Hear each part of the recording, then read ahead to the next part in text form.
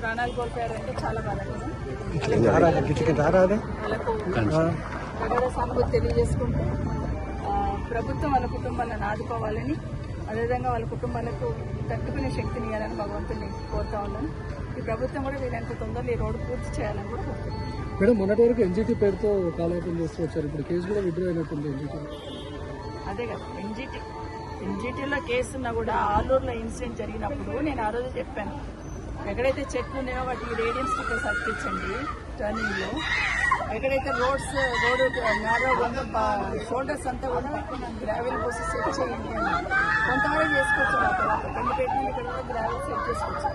ఆ తర్వాత మొత్తం గ్రావెల్ కూడా పోయాలి. అసలు యాక్సిడెంట్ స్పాట్ ఎక్కడ మిర్జగూడ నుండి ఆలూరు వరకు ఉన్న స్పాటే యాక్సిడెంట్ స్పాట్. అక్కడనే టర్నింగ్ ఉంటుంది, అక్కడనే వెహికల్స్ తడబడుతుంది. ఆ స్పాట్ చేయాలి. ఆ స్పాట్ షోల్డర్ చేయకుండా కాంట్రాక్టర్ చెప్తే చేసేవాడు, చేయకుండా ఎంతసేపు